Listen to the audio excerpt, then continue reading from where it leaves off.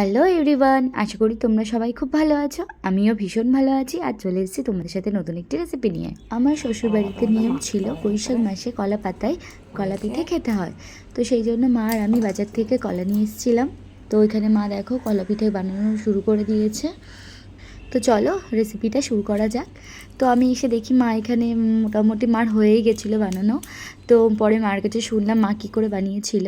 তো এখানে মা কলাগুলোকে মিক্সিতে পেস্ট করে নিয়েছে। কলা যেহেতু মিষ্টি তার জন্য চিনি আর অ্যাড করেনি, সামান্য পরিমাণে একটু লবণ দিয়েছিল আর চালের গুঁড়ো।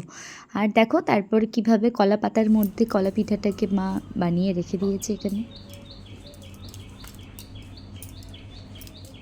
তোমরা সবাই কমেন্ট করে বলো তোমরা কারা কারা এই পিঠেটা খেয়েছো। আমি তো আজকেই ফার্স্ট টাইম, আগে কখনো খাইনি। আর তোমাদের সবার কেমন লাগলো ভিডিওটা সেটাও কমেন্ট করে জানিও। কী করবো, পাতা নাই, পাতা শেষ, পোড়া পাতা মাথা দিয়ে।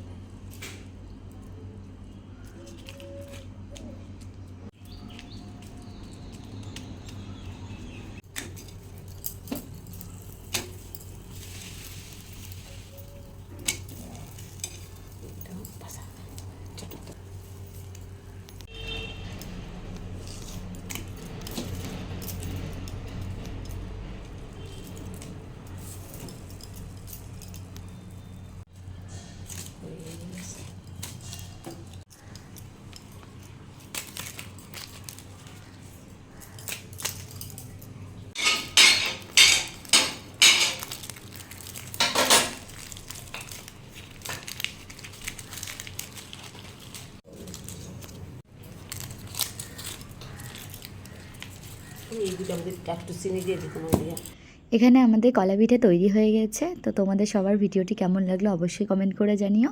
আজকের মতো এখানেই শেষ করছি, দেখা হচ্ছে নেক্সট ভিডিওতে। টাটা।